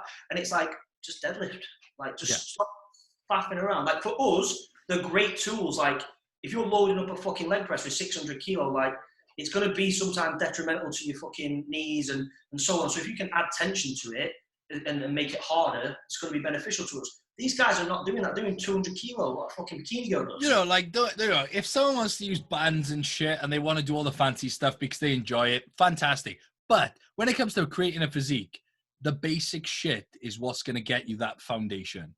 Without that foundation, the fancy shit has no place. If you're looking to develop your physique, if you just like training and you just like going to the gym and doing all those fancy exercises, that's great. But if you're actually looking to progress and you're actually looking to get results, the basic shit is what's going to get that foundation in place for you later on to then progress. That's the difference between a gym rat and a competitor. Is 100%, man. I heard Dusty Hanshaw say this. Are you in the gym to train or are you in the gym to get results? Yeah, exactly. And you know what? And I don't knock anyone that goes to the gym to train. Fucking hats off to them, man. If I didn't want to compete, I'd just go to the gym and do whatever the fuck I wanted. But if you are looking to progress, then, you know, like, think a bit more. It's about being efficient. 100%. I was saying this before about people prepping. Anyone can get you shredded, but it's how efficiently they can get you shredded. Do you know, anyone can drop calories and keep dropping calories and upping cardio. It's a piece of piss, add T3 and add Clenin, and it's like, you're going to be peeled. But how efficient was that? Do you know what I mean? As your training gone to shit, as you like, obviously going to be tired, but is your fucking mood, your cognitivity, everything fucked in your life just to be in shape because you've got no food. Do you know what I mean? I always use the analogy of there's a fucking plane that flies, and then there was the Concorde, which was just more efficient. They're both a plane, but there's just two ways. You know what I mean? There's just one way and the other. 100%, mate. 100%. But that's exactly it, man. The basic look. I unless you're at a pro level of muscle mass, basics will get you results. Simple as that. Train fucking hard. Do the basic lifts. If you have a barbell at home right now and some weight, you can still progress. I don't give a fuck what anyone says. I have access to machines. But okay. But how many? But how? Apart from a leg press, have you seen me post any videos? No, exactly, mate. Cool. Man, the only thing I found slightly with machines is it allows me, say like I've got a chest supported row, it allows me to hit my back better than a bent over row. For me personally, that's fair. But then all you're doing is you're finding the most efficient way for you to hit your back. So you're like, right. So if I do a bent over row, it fucks my lower back, and I can't really get that connection because I'm just trying to stabilize myself. Can't go heavy enough. But if I do a T-bar row, for example, chest supported, then I can load the cunt up, get a really good connection, and fucking kill myself. That's effective. That's efficiency, man. It's circumstantial. I mean, for me, I've got to think, okay, so in a session, I'm deadlifting. I'm not going to barbell row in that same session. I'll do the chest support. Yeah. Like, this is fucking simple, isn't it? Because you're not going to recover for legs tomorrow when you've got a squat. Exactly. But then at the same time, like, for example, like all I've got now is a barbell and weight. I did the other day 10 sets of 120 kilo rows. And my back was fucked. And mate, you look epic at the minute. I honestly, I shit you not, I think my body is reacting better to the higher volume and just sticking with the basic shit at a higher volume with a very high intensity. I personally think my body's actually reacting really well to it. Do you not feel that's just a new stimulus though, that you're not used to? Probably, but something I said, and I've said this on the podcast previously, is I did want to adapt a higher volume approach, but when I go into the gym, I like that low volume approach too much to sort of take myself away from it. But now I have no choice. I haven't got enough weight to be hitting, one set of, that in that 8 to 12 rep range to all out failure. Therefore, I have to do the extra volume on top. Your problem is that you love to train, and on a given set, what you can do in one set is what it takes 10 sets. Yeah. So there's no fucking wonder you can't train high volume, because 4 sets balls to the wall training legs, like say you do 2 sets leg press, 2 sets hack squat, you are fucking done. Mm-hmm. You are done. Yeah. And it's very hard to break yourself out of that mentality. Like even now doing the higher volume, like I have to, so I'll get like 60 kilos on my back and do like 10 sets of 20 rep squats. And like I get to 20 and I'm like, I want to carry on. But I'm like, no, don't, because your goal is to do 10 sets of 20, not to do 10 sets to fucking failure with 60 kilos. Then again, this is something I struggle with, because I just love training in the sense of that feeling. Them reps where you're like, fuck, one more. And there wasn't one more like 4 reps ago. But that fucking, where it takes you to that different place and you're just like, I've just killed about 7 people in my head and I should move this. Like, because we all know that no one else will understand that, but you've stamped on every fucker's head who said you were going to lose and so on and so on. So it's like, I love that bit of training. That's the bit of training I love, regardless if it's not even to do with muscle. If it won't grow me any muscle, I still like going to that point. Exactly. That's what I enjoy. I think that's important though, because I don't think if you don't enjoy taking yourself to that point, there's no point. Like I couldn't do reps in reserve thing. I couldn't just be like, oh, that's enough. No, it's not enough. No, definitely not, man. I agree entirely. I think that everyone should train it just like dieting. Don't eat rice if you don't enjoy it. There's other alternatives. Don't train a certain way if you don't enjoy it, because you're not going to be consistent with it. Or you're going to have such a shit time during your sessions that you take away from the enjoyment of this whole process anyway. Look at so many different bodybuilders, say Dorian, say Arnold, say Dexter, say fucking Ram. They all train in different ways, but the things that are consistent is the consistency of doing it and the effort that they put into it. 100%. And I think that is a massive factor of it all. They all reached to peak level and the top level, but all the things that were consistent was just the effort that they did. Exactly, man. Some people, I met some people that like to do 30 sets of body part. They literally enjoy it. Now, they don't take 30 sets to anywhere near where I would take one, but by the end of a session, they've done so much work and they're done. Well, but they can actually recover from that as well, but they enjoy it. Moving on to like, as we're talking about, say, like, I look at like a lot of John Meadows' stuff and a lot of, like, say, even say Dexter. Mm-hmm. I feel as they get older, they just have to train smarter. They can't keep doing the 8 sets of pure total failure because they just can't handle that. Why do you think Dexter's still going? I was going to say, I like John Meadows' method. He's kind of preached for the last kind of 2 years. He's been doing these sets where you do as many sets as you can until you fail or you can't get 8 reps. Yeah. I like that. I really that's like kind that. that's kind of what I've been doing at the moment with certain exercises. Dr. Stevenson, isn't it? He's from his fortitude training, that. Mm-hmm. Sure that's not a fortitude training principle. Oh, But no, that's actually John Meadows. He'll do, say, he'll have incline barbell, set a weight that he can do for 12 reps, and he'll do it until he can't get 8 reps. It might take 4 sets, it might take 5. But I think that's a really good way of just fatiguing the muscle and, for longevity. But Dr. Scott has similar principles. Yeah. Mate, I did RDLs the other day. I 170k on the bar because I have no more weight, and I just did sets until I couldn't get 5. Yeah, that's cool. How many sets? And I think I did 11 sets. 3 sets. I think I did. Honestly, I did 11 sets. I did nothing else. My hamstrings have never hurt so much in my life. They were fucking. You feel like I feel agony. different muscle groups can warrant different amounts of volume, though. Definitely. Yeah. Like, say, my arms, I can hit them with a lot more volume than I can. I feel like arms need more volume. Just for I think the heavy load on arms is detrimental to the joints, to the ligaments, and to the muscle itself because it's such a small muscle. If I try curling fucking, a plate and a half aside, I just die. Josh, we have shit arms though, so we don't have we can't say anything. Yeah, I know, but I'm just saying what I like to do. Okay, fuck me, it might not work. No, I can't lift heavy with my arms, so they shit.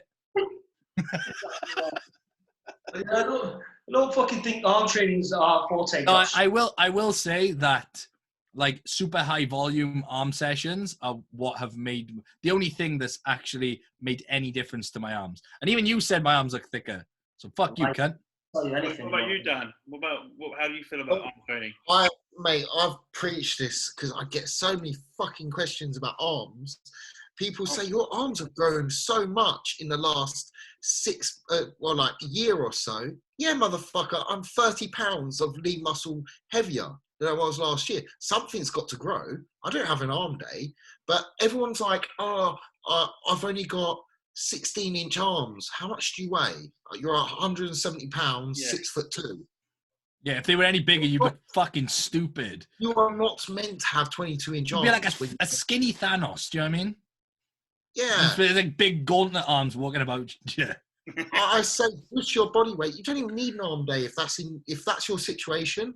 Just get fucking strong, push your body weight up, put on 40 pounds, and it will fucking grow. When you get to near your kind of weight potential, and when you're on stage, your limiting factor is your arms, then sure. I'm gonna throw a spanner in the works here because I've obviously heard Jordan say this a lot, like about his arm days and so on. But do you feel sometimes that whole let's just get massive and big and strong doesn't sometimes lend it to an actual physique though? Because I know you're saying add muscle mass, but it's like, what about proportions? Like I'll openly say, like Jordan will say it himself, his proportions are way off, and it's kind of like, did he just blindsided think, oh, let's get big, get huge, get massive, get strong, and almost forget about like where he was getting big and where he was, do you know what I mean? Rather than sculpting a physique, he was just adding mass. Absolutely, and too fast. Yeah. So like, I think sometimes I seen him say about Joe Billinger about him needing more arms. He's like, you need more everything. But Joe's got a very great physique. He's got a very good physique, and I know he needs to stand with the super heavies, but he doesn't necessarily need to be at the top of the weight limit. Just needs to look like he's at the top of the weight limit. Well, this is the thing. I mean, the way I approach this is I just think of me, and I think I'm fucking small and I win shit. So why do I need to be massive? Maybe I just need to be bigger. I'm 175 pounds and can beat guys at fucking 210 because it's the way it looks. Do you know what I mean? I think Jordan. Okay, so Jordan, he knows the mistakes he's made. He's paying for it now. I love how self-aware he is. It's refreshing. The thing is with Jordan, he's never married to one thing. People say, well, you just fucking change your mind about this and that. No, somebody's just set on one ideology. That's a fucking dangerous person. That's something I don't think your coach should be. And Jordan, he preaches this, but it is the sure way to gain muscle. And too many people are running in circles when that's their goal. I think what he did needs to be done, but you need to keep yourself in constant check. Yeah, like I don't see it as just be like that for too long without quickly looking around. Well, exactly. It's like, I'm going to more drugs, more food, but what's happening to me? And again, it's not just a scale weight thing. Like, I know it's always like, add this pound, add so many pounds. When you're starting out, yeah, like yourself, you've added a lot of muscle mass. But let's take Joe, for example, Joe Billinger. He's won overalls at 2 Bros. He's got a very good physique. He could make that physique better. It doesn't mean he has to just add on 20 pounds or 30, 40, 50 pounds aimlessly. It's like, where can we add that 30, 40 pounds? Do you get what I mean? It's rather than just... He probably has a good 10 pounds of muscle or 15 pounds of muscle, that if he added it, it would improve his physique. But then we're going back to, well, is that past that 15 pounds, does it become a detriment? Is that beyond his genetic potential? And that's when things start to get out of proportion. His waist blows out, and I think that line. And I think Jordan would admit he fucking crossed that line. But his goal has always been just be the gnarliest fucking monster on this earth, and I think he's fucking achieved that. But mate, he's fucking huge. I mean, he's freaky as fuck. But he wants a pro card. This is the thing. But now, I don't think you'll ever get one. I don't. And if he ever gets one, I don't think you'll ever, like, it's just pointless. He doesn't want to do anything. It's a status, which is great. But then after, I like Jordan, man. I got nothing against him, but I just don't think pull it off. I personally think he'll pull it off. I'm not agreeing. If he gets a lineup of judges that like the freak, yes. If he gets a lineup of judges that like bodybuilding, for what I see it as an aesthetic standpoint, then no. One thing I know Jordan for is that when he knows he needs to achieve something, he would do everything in his power to do it. And I know he's working very hard, like with his waist. And he becomes addicted to a process. So I think he's addicted to the process of actually having a competitive physique. Because I follow his vlogs and I know what he's doing with his off-season. His off-season, he's constantly tracking his waist. He has not let it blow out. But will it ever go back to where it needs to be? That's the question. Do you know what I mean? I mean, it's like anything. It's like I had a conversation with James where I said, James, is it even worth me carrying on doing this? Because I don't know if I've got the potential to be big enough. That was and then James just said to me, well, you're never going to know until 5 years down the line, you know if you're big enough or not. Do you know what I mean? So I think with Jordan, the same principle applies in terms of reversing the damage he done. I just think, for me personally, with Jordan, I just admire the fact that I think everybody draws so much motivation from him because his ability to achieve his goals, what he's wanted to do, and his ability to work hard towards that. And for me, I pray and hope that he gets a pro card because he deserves a pro card. It's just very difficult. It's just going to be very difficult if it's the top tier of bodybuilding. So all it takes is somebody with an amazing structure or a decent structure, and they may beat him. So it's just one of them things. But again, if we take competitive bodybuilding out of it and look at the actual process of bodybuilding, he's done that. Like if I look at I need to add muscle, I look towards Jordan because he's done it. He's a testament to it. And what has he done to get there? I just think sometimes, like we were saying, you can't just keep having the blinkers on about I need to be 300 pounds or I need to be this certain weight, because it's not just you need to be the heaviest person in the room or the heaviest person on stage. It's like, can we imagine a guy getting to a point where he's like, you say 230 and he looks fucking phenomenal. And if he pushes it to 255, 260, it's going to look a bag of dicks. So it's kind of like having that mental, like having someone out to look into it and say, actually, just refine that physique, just make that a bit better. And I also think it's being able to disconnect your alpha ego of be the biggest guy here and the most macho motherfucker. I think it's being able to detach that from the process so that you're able to refine what you need, not what you want to be the biggest cunt. Do you know what I mean? I'll be the first person to admit that my mindset currently is that. I'll be the first person. But I'm looking about as I do it. I do my vacuums every morning. I do not waste. I'm probably admit as well, probably very similar to you, Dad. Only because we're at the age right now where I'm not thinking about all the complicated shit. I'm thinking about all the basic shit and mastering it. Yeah. Like definitely. I'm just at that age. That's all it is. I think we're exactly at the same age where that's what matters, though, doesn't it? You know what I mean? Yeah. Why worry about the bells and whistles right now when the cost is built? I'm not ready to get the pickaxe out. I've still got the chainsaw in my hand. Yeah. You know? Yeah. I think some of us were just born with a pickaxe. If you know what I mean. Yeah. Like some of us just have to. No, you have to play that game. Yes. You have to play the sculptor, not the fucking builder.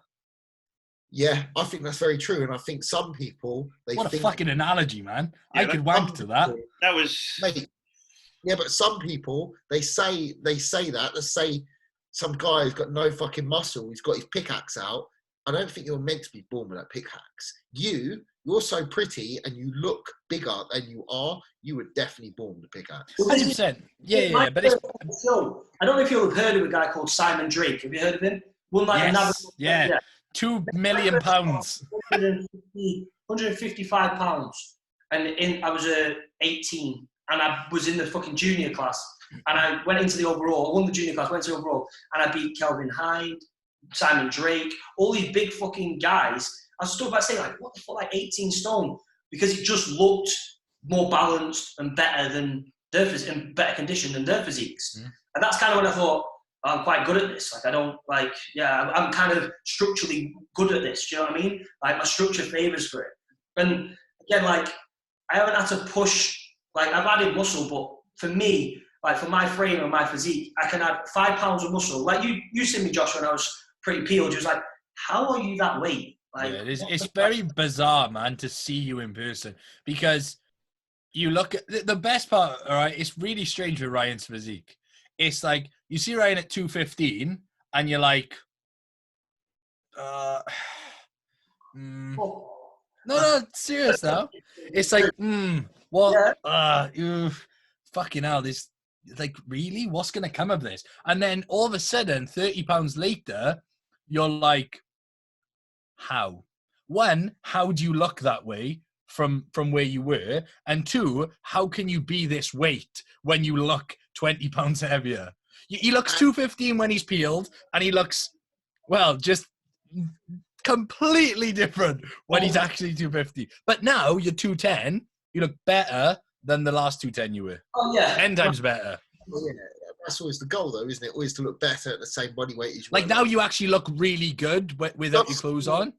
Just for the listeners, just so they don't misconstrue what we just said about some people are born with a pickaxe, that doesn't mean yourself trains with pink dumbbells. You do all the basic shit.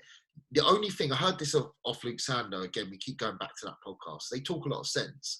The only thing you take the piss out of is your training. You don't need to take the piss out of drugs or food. If you do, you will ruin your God-given gift. Yeah. Well, that's exactly it. Like I said, I said that I was born with a pickaxe. I train like I train as hard as I fucking can. Oh, and you train heavy, you train basic. You're probably one of the most basic trainers I see. Like, look 100%. What you're doing.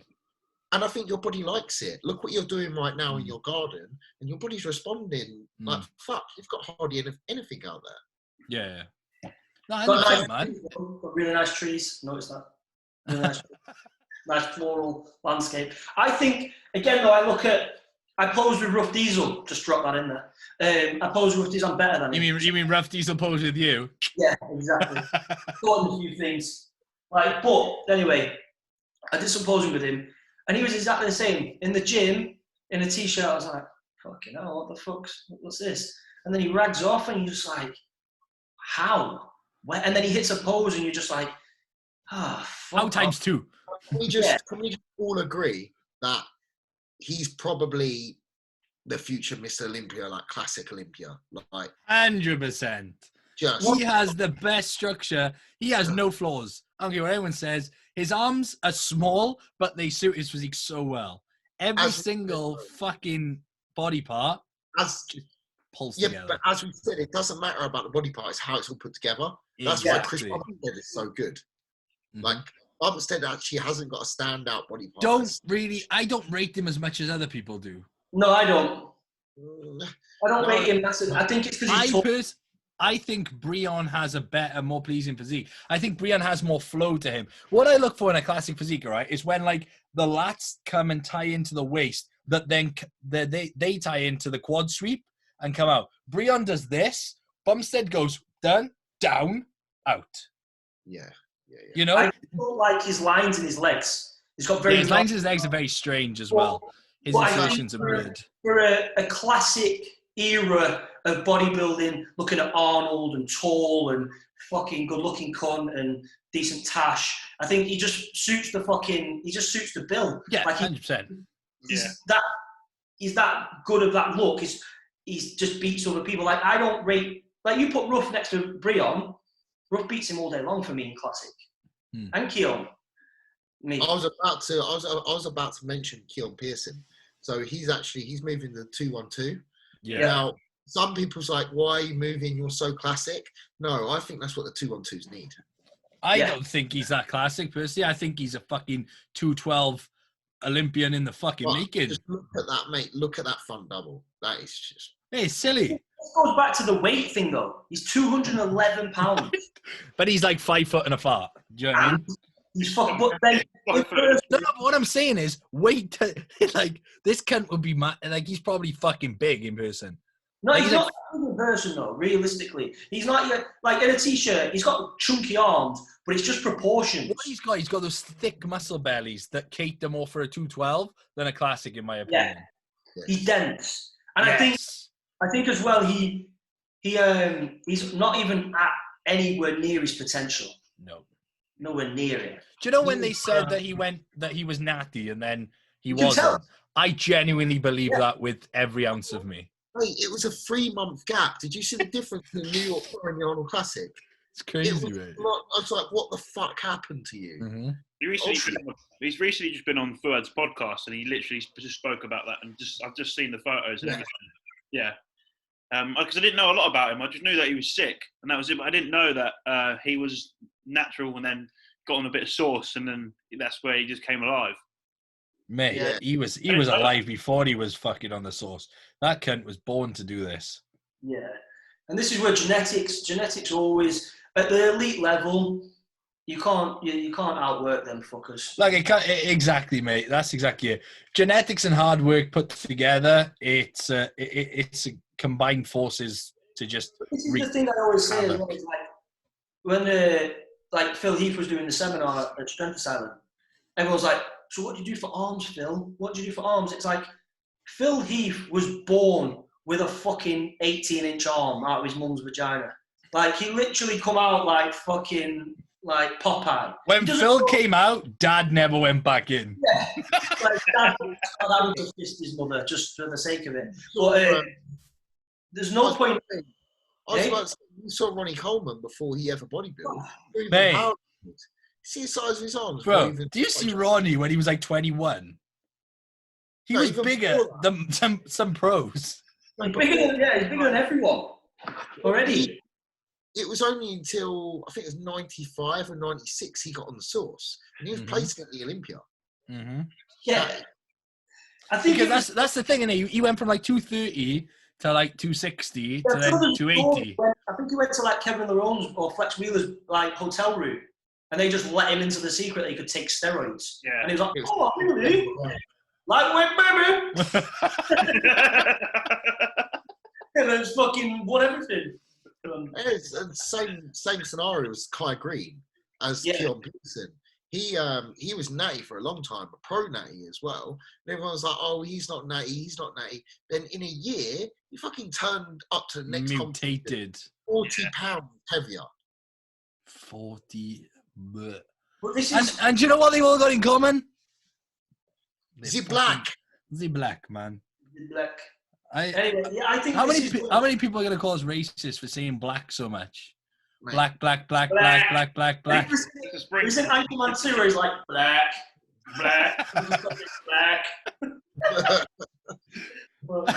I think we can all agree that black people have superior genetics. So in terms of coming to build muscle. I think it's Keon. Throw the cunts in water, though. Who's swimming, son? If you listen to the podcast, Keon said he had about $100 to his name. He wouldn't even be able to afford to run gear. Really? If you listen to it, he said he had $100 to his name. His coach took him to the Tampa. I think it was the Tampa show. He said his coach paid for everything for him. He said he didn't have enough money to even be on. Was that PJ Braun? Yeah. No, that was PJ Braun was after that. He actually was working with Flex Wheeler. And then, Flex. Yeah, no Flex Wheeler. Was he working with anyone before Flex? Think so. I think this is what he was trying to say. But he said he was broke. But then yet again, like, I don't know what Kai Green's situation was like, but he was broke. Kai Green had to fuck grapefruits to get by, mate. Yeah, on a serious note, he actually had to do that shit. Like, fucking right. What's the correlation between bodybuilders and being broke though? Because everybody's here who's a good bodybuilder. Do you reckon it's just they're so in like dedicated to bodybuilding that they don't want to work a job, or you always hear it, don't you? Like they never. I think it could potentially be so obsessed over that goal of being the best bodybuilder that you fail to see that you could do other things to make money. When I was younger, I used to work at Sainsbury's. Like I literally was like, I'm going to start prep. I'll work at Sainsbury's because on the chicken counter because it's a £1 chicken, 2 of them a day, bang. That's not thieving, it's just strategy. And then I literally said to the boss, I was like, yeah, I'm going to start dieting on this day, so that's when I'll quit. He's like, what? I said, yeah, start prep, so I'm not going to work. I'm saving up now and having this job so that I don't have to work while I prep. He was like, okay. And then I literally was like, yeah, I'll see you later, guys. Where are you going? I was like, start prep. And it was like, they couldn't get their head around it that I'm not working while I prep. I'd rather work a shit job, save some money. I don't know why, because you're so obsessed with it. That's exactly what I did, though, in the British 2018. 10 weeks, no job. Yeah. Because, well, I left my job for another job. That never happened with Dorian Yates. And then, so I was like, meh, no job. I'm just going to prep. And they were like, you fucking crazy. I was like, I use my savings. I use all of it if I have to. I did use all of it, actually. I was broke as fuck by the end of that, but I had a British title to my name. I didn't have a Class 3 UK. But I think that's when it becomes bodybuilding is more than just money. That's when people say to you, oh, how much money do you make out of bodybuilding? And you really just don't give a fuck about the money because it's not about that. No, it becomes a byproduct if you do, like we do, coaching, I do posing and so on. And, I've done like a guest spot and things like that. However, it's not something you think about when you're going through the process. You couldn't do this just for money. I couldn't. No. Fuck no. Mate, if I didn't have the love for the sport I have, like, fuck would I do what I do? Honestly, I wouldn't. There's no point. I say this to people all the time. I'm like, why, do you actually love this? Or do you just want to compete because it's a novelty? Because if it is, novelties wear off, son, and then you're going to realize you just wasted all your fucking time. I think what's a positive point about this whole lockdown situation is actually showing people, like, when things are taken away from you, you actually get to realize what really matters. So, like, the first thing you start panicking about training. And then you're like, fuck, I need to make sure my diet at some point. And all these things. And it's like, when everything's, like, gone down to fucking normal baseline and just everything's fucking, like, taken away, you're kind of like, well, that's all I really love doing is training. You know what I mean? So it shows you that you're actually doing what you're meant to be doing. And all the bullshit's gone. And some However, this lockdown has made me also look at it like, competing isn't all that. Yeah, we was having this conversation the other day. I've done a lot of things where I've I have traveled a lot, but I've like restricted myself so much for bodybuilding. And I kind of think to myself, well, I could possibly have a month off and it wouldn't actually be that detrimental. Do you know what I mean? If you really, really wanted to. Like, you could have a month off training, Josh, and you'd still be fucking epic. Do you get what I mean? Yeah, you still look good, and well, all of us would. If we all had a month, we've all got solid, hard work is built out of physiques. There's no fucking chemical here. We're all a byproduct of hard fucking work. We could lay off all training for a month, all diet, and within a week, we'd probably look the same as we do. Amph hasn't trained in probably 3 weeks, but he hasn't done fuck all because he's hamstring. Mm-hmm. And I see him today, what he looked like, my jaw dropped. He don't look any fucking different condition-wise. He's about 10 pounds fuller. Just a rest. But then this goes to show... Yeah, but this only happens to people who generally fucking work hard. 100%, exactly. It's a testament to hard work. But this goes to show that you can afford to take the week off if you fucking want to. You can afford to take a month off if you want to go traveling as opposed to bodybuilding for a bit. Now, are you going to set yourself back slightly? Probably a little bit. Not set yourself back, but that month of progress, you will not make that. But it's not going to fucking kill you. Yeah, but it might be a slingshot for more progress than your Yeah. Exactly. Mate, the amount of people I've seen who have had an injury, come off all gear, done fuck all for like 4 months, gone to nothing, and within a month and a half of being back in the gym and back on gear, they look 10 times better and bigger than they were. I've done exactly that. I had 9 months forced rest. So it was like 9 months forced rest. So it was like, and I was like, oh my God, I've lost all my muscle. I'm 11.5 stone. What the fuck's going on?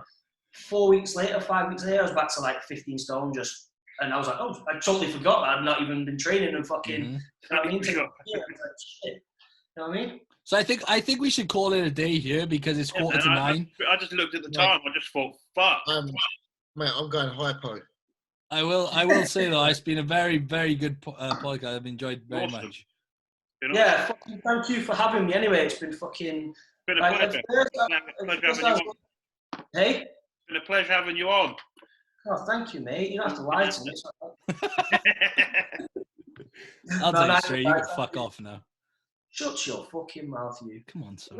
You're ringing anyway.